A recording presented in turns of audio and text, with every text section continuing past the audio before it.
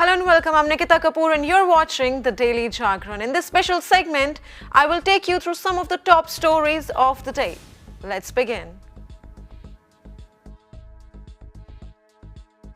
A fresh war of words between world leaders is making headlines, this time over what could be one of the most dangerous flashpoints in the world right now, the Israel-Iran crisis. US President Donald Trump has denied claims that his abrupt exit from the G7 summit in Canada was linked to ceasefire efforts in West Asia, directly contradicting what French President Emmanuel Macron had told the world just a day earlier in a scathing post on his social media platform Truth Social. Donald Trump did not hold back. Mocking the French leader, Trump wrote, and I quote, publicity seeking President Emmanuel Macron of France mistakenly said that I left the G7 summit in Canada to go back to DC to work on a ceasefire between Israel and Iran. Wrong. He has no idea why I am now on my way to Washington, much bigger than that. Trump did not offer specifics, but that line, much bigger than that, stay tuned, has only fueled speculations, especially with the Israel-Iran conflict escalating. Now, let's backtrack to what Macron actually said. At a press conference during the G7, the French president had suggested that Trump's early departure was connected to urgent diplomatic back-channeling, a potential ceasefire between Israel and Iran, with the US playing a critical role. But Trump's denial has now created not just confusion, but international unease. The backdrop to all of this, a dangerous escalation in West Asia. Over the past few weeks, tensions between Israel and Iran have flared dramatically, with cross-border airstrikes and growing fears of a wider regional war. In that context, Macron's remarks seem to suggest that diplomacy was finally gaining traction, that Washington might be stepping in to pull the region back from the brink. But now, with Trump's flat-out denial, the fragile narrative may be unraveling. So what is much bigger than Israel-Iran ceasefire? That's the big question. Is it a diplomatic announcement, a separate diplomatic move, or is it just Trump being Trump, deflecting and building suspense? We do not have those answers yet. The White House has not yet issued an official confirmation. French officials, meanwhile, are sticking to their version that real talks, were underway. Trump says it's not a ceasefire. Macron says it is. What lies behind the scenes? Only time will tell.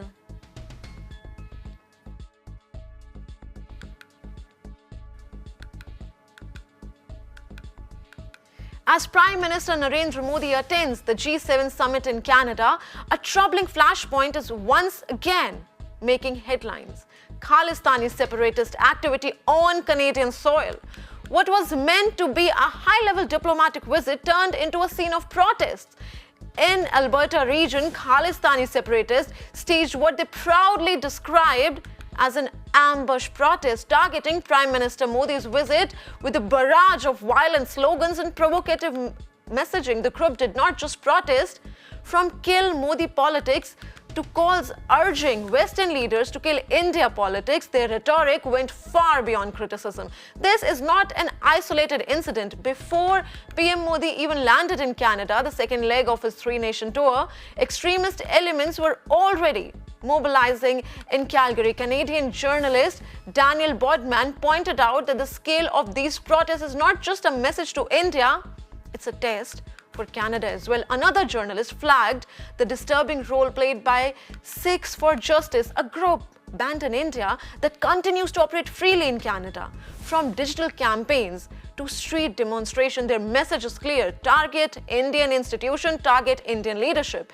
India, meanwhile, has repeatedly flagged its concerns to Canada, accusing the previous Trudeau government of being too lenient with pro-Khalistani outfits that openly operate and radicalize youth within Canadian borders. What's more, well, bilateral ties have deteriorated sharply in recent years. Ottawa's own accusations suggesting Indian involvement in targeting separatist elements have only and only worsened the rift.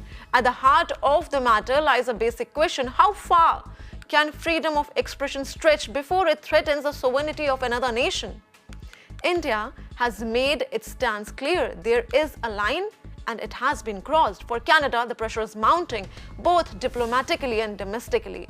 As extremist voices grow louder, so does the call for accountability and course correction. As Prime Minister Modi continues his engagements at the G7, championing issues of global cooperation, climate change, and economic developments, the events in Alberta cast a shadow that neither India nor Canada can afford to ignore.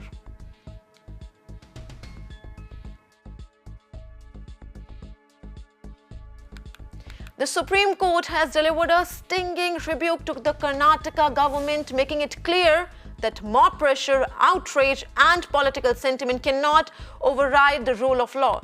In a strongly worded observation, the top court has ordered the Karnataka government to allow the release of Thug Life, the much-anticipated film by Tamil superstar Kamal Haasan, directed by Mani Ratnam.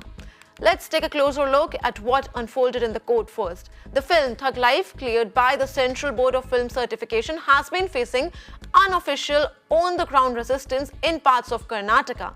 What triggered the backlash? Well, a comment by Kamal Haasan where he allegedly remarked that the Kannada language was born from Tamil.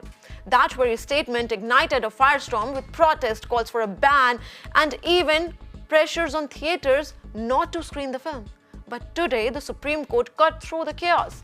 The court slammed the Karnataka government for what it called an extrajudicial ban. It reminded the state that any film with CBFC certificate is protected by law and the government has a duty to ensure its screening. The court's intervention comes as theatres across Karnataka hesitated to release the film, fearing public backlash.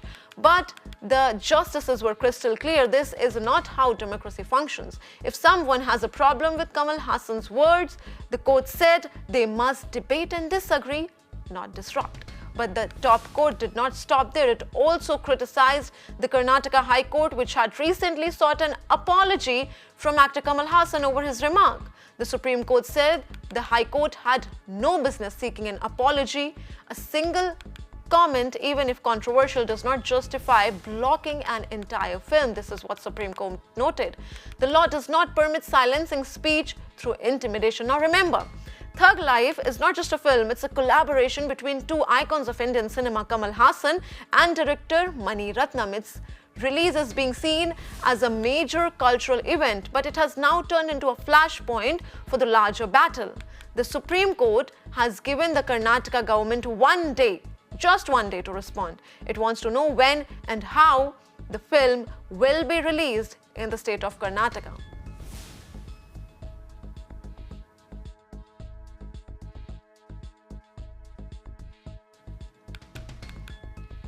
A massive development that's sending shock waves through India's sports and entertainment circles. Cricketers Yuvraj Singh, Harbhajan Singh and Suresh Raina, names that still echo in cricketing glory, are now under the scanner of the Enforcement Directorate (ED). Alongside them, Bollywood stars Urvashi Rautela and Sonu Sood have also been questioned as the ED widens its probe into a sprawling illegal online betting racket. According to an NDTV investigation, the ED is probing the promotion of banned platforms like 1xBet, a notorious online betting app that's been operating illegally in India.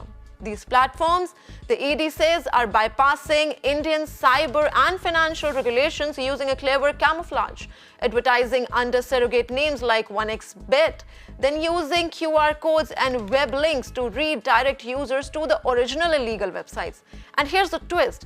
Celebrities, including the top cricketers and Bollywood stars, were allegedly roped in to promote these campaigns. Their faces, their fame, their credibility used to mask a massive scam. The Enforcement Directorate claims this is not just shady advertising, it's a clear violation of Indian law. Because what's being sold as so-called skill-based games are in reality rigged gambling operations, rigged algorithms, deceptive user interfaces, and a smokescreen of glamour. What's more alarming is the money involved.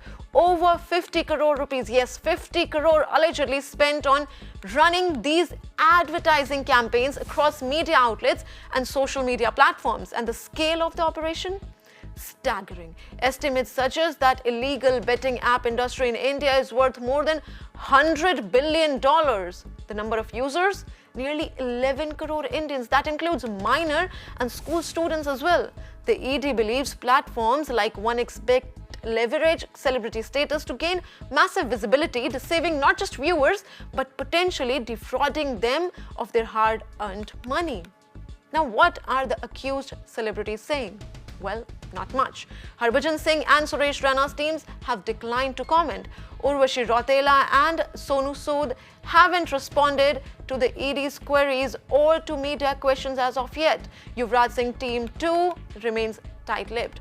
For many fans, this is deeply disappointing. These are national icons we're talking about, men and women who once inspired millions with their performances on the field and on screen. Now they find themselves entangled in a web of digital crime and financial deceit. The ED's probe is far from over. More names could tumble out, more companies could come under scrutiny, and more questions will certainly rise.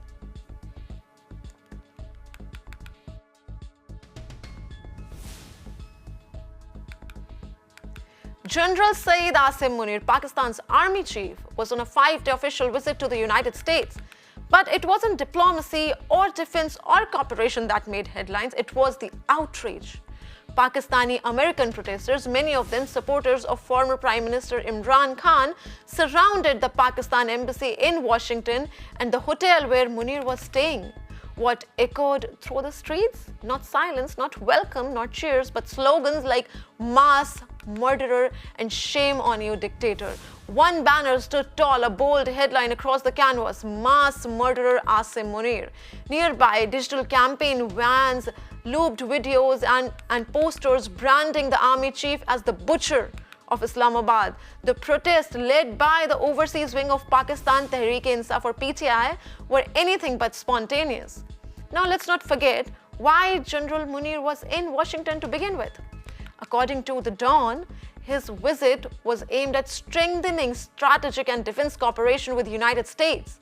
Quiet meetings, backroom diplomacy, away from the spotlight. There had been buzz in both Pakistani and foreign media that Munir would be attending Trump-led military parade held to commemorate 250 years of America's armed forces. But the White House shut down the speculation quickly and firmly, saying no foreign military leaders were invited, including Munir. So why all the secrecy then? Why no public appearances? Well, observers say Munir chose to keep a low profile, perhaps anticipating this very backlash. What's significant about these protests in the US isn't just their volume, it's their location. In the heart of Washington, D.C., in front of US lawmakers, global media, and foreign diplomats, Pakistan's army chief was called a mass murderer. A stark image, one that Islamabad would rather keep out of the headlines. As Pakistan struggles with economic instability and democratic backsliding, its most powerful institution, the military, is finding itself under increasing scrutiny, that too internationally now.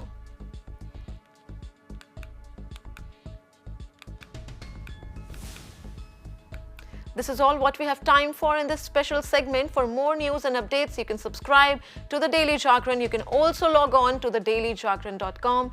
Thanks for tuning in. This is Nikita Kapoor signing off.